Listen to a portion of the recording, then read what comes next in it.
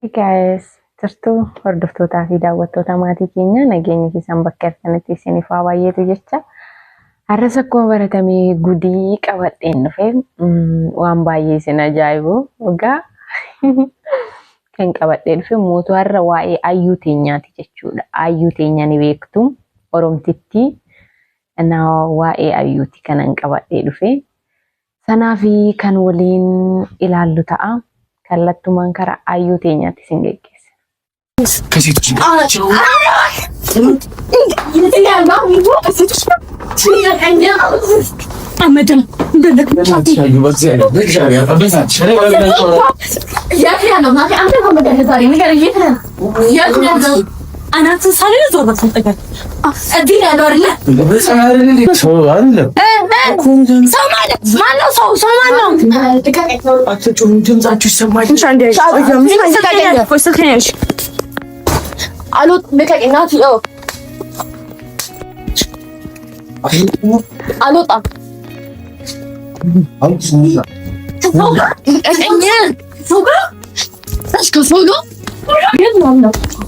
Yes, we quit and end. I don't want to go.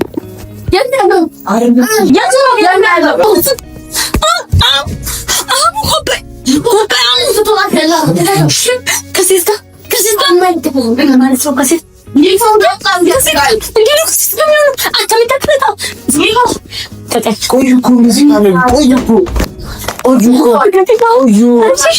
አንተ ውሻ ብላን ልጅ ይዘፋት ሲራፉ ነው መጫፋት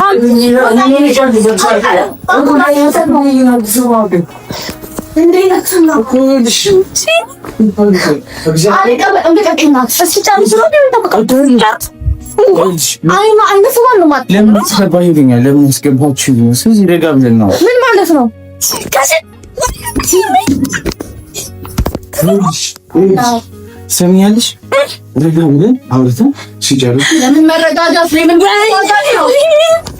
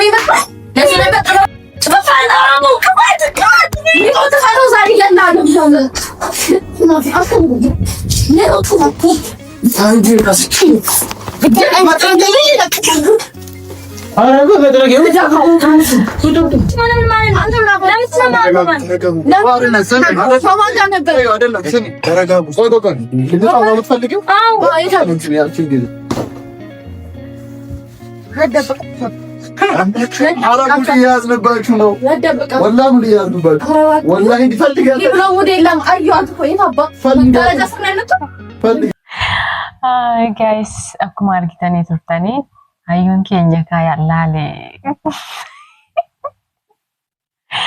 Maaliif yeroo tokko tokko akka ayyuu ibsu nan dhaba bakka. Maaliif dubartiidha malee gootummaan ishee bagumaa keenya taate, baguma Oromoo taate yeroo baay'een jechuudha. Maaliif kan akkana goota akkanaa kana nu haa baay'isu jecha. Yaa'u ijoolleen keenya yoomiyyuu goota akka taatan ni beektu. Kanumaa fi viidiyoo qoraarraxeeti kan isin biraan gaheetiin hin jedhee guutuu isaatiin miti. Osoo ittiin himiniidha kan dhufanii Ahmoo fi Maayikoon illee jechuudha.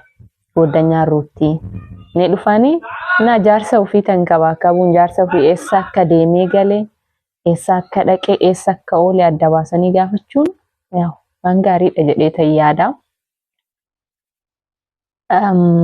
Kanaaf ergaas qaba. Waan hedduuf keessaa qaba. Barnootas qaba.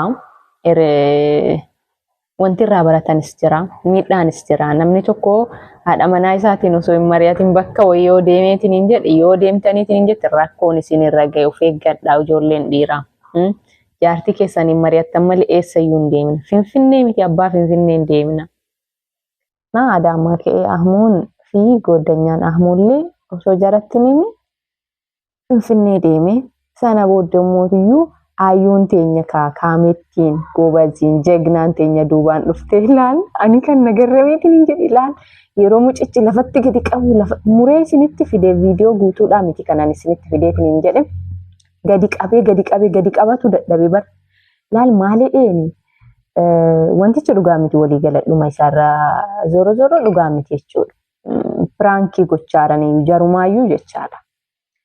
Dubartii wajjin jiran jedhe laal osoo dhugaan dubartii wajjin ka Ahmuun jiraatu taate maaltu akka uumamu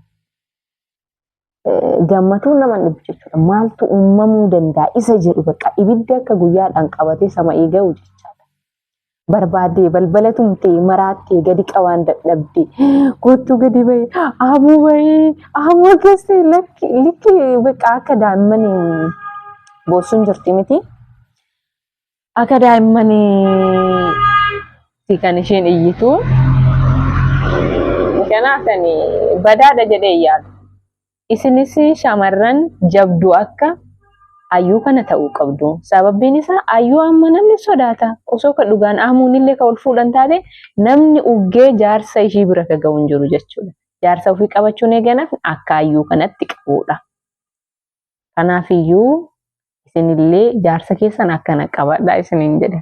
Kana yoo jedhu karaan taaneen jechuu osoo hin taane yaa isin mari'achisiisuu qaba bakka deemu eessa akka deemee galu maalirra akka oolee galu isin mari'achisiisuu qaba. Isin osoo hin mari'achisiisin deeme taanaan isinillee maaliin dhiisina akkuma ayyuun goote kana godhaaf noo duubaan dhufaati balbalatteen akka balbala yoo danda'ame caccabsaayyuu shi. Okay guys.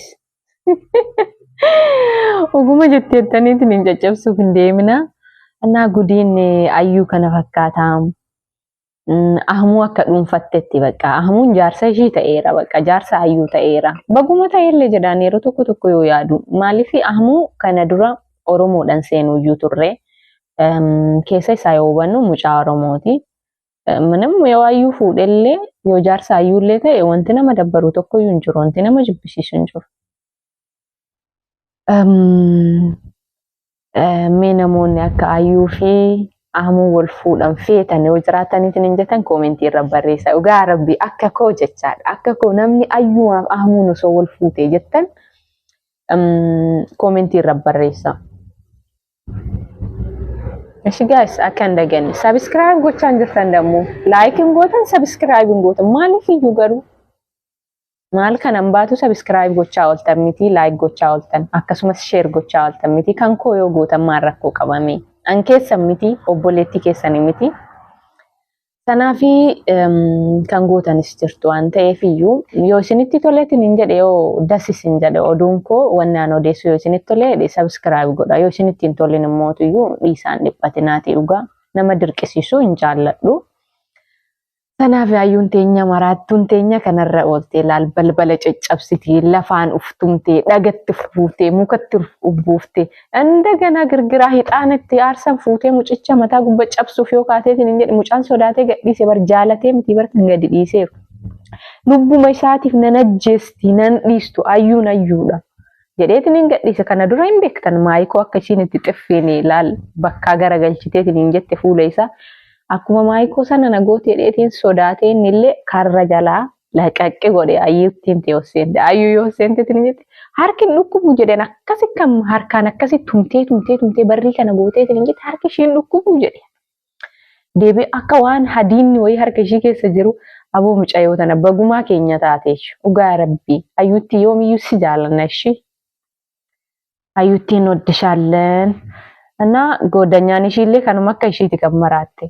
Jaarsi ayyuutii fi jaarsi si hiriyoota. Jarri lamaanis hiriyoota. Laal kunis kilaasii kan qabate, kunis kilaasii kan qabate. Isheenis kophaa ishee balbalatumti. Tuunis kophaa ishee balbalatumti. Ayyuunis kophaa ishee balbalatumti. Hiruutis kophaa ishee balbalatumti. Yoo gabbaan immoo homaatu kilaasii keessa hin jiran jechuudha. Kana macheem jechuudha.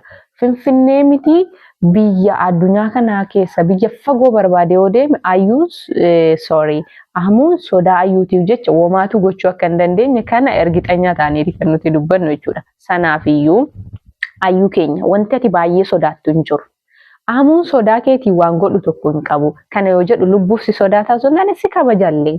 Ati koo maraattuudha siin jedhan malee maraatuma akkasii sana hin qabdu bee.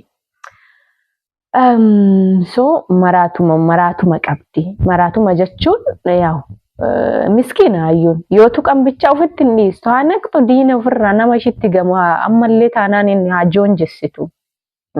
Suni maraatuma hin jedhamu. Fayyummaa qabdi. Inumaayyuu kan fayyaa qabu isiidha. Kan maraataa jedhamu kan waan isaa irra qalladee osoo inni qalladu waan isa qabu godhanii harkaa fudhatan laal. Osuma inni achi taa'u. Qabeenya isaa harkaa saaman. Ayyuun waa meeqa gochaa turte Sa'id marrattiyyuu nama qabeenya ishii fudhatuudhu kaanillee asiin joonjisiti. Kaan asiin joonjisiti. Kaan shaxxee fuutee ulee fuuteetiin hoolaa wayii ari'aa hin jira jetti. Laalikaa ayyuu kana. Nu boonsiteerra. Dhugaa. Baay'ee ittiin boonnee jirra.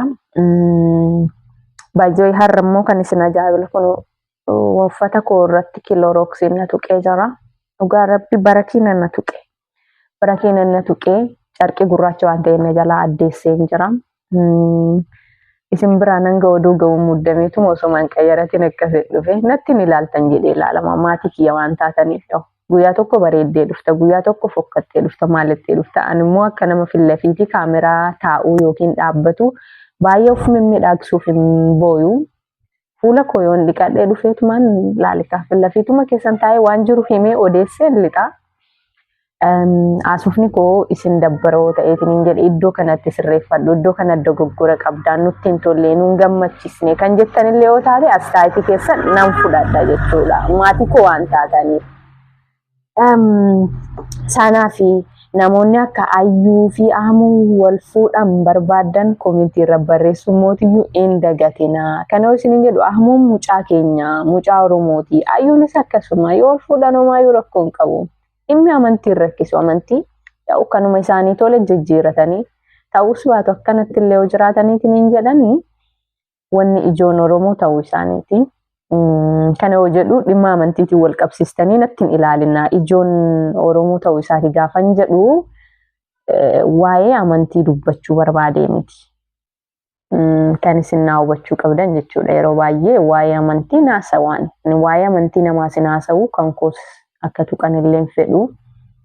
Sana jechuu barbaadee miti. Oromummaan isaanii bichaanuu nama ga'a, nama boonsa. Mucaa amaarri nu harkaa fudhatteetiin ilaalle dubartiin amaara garanaa garas akka farda gaarii masaytu ayyuun harka deeffachuun isiitu waan guddaadha dheetan yaadaan.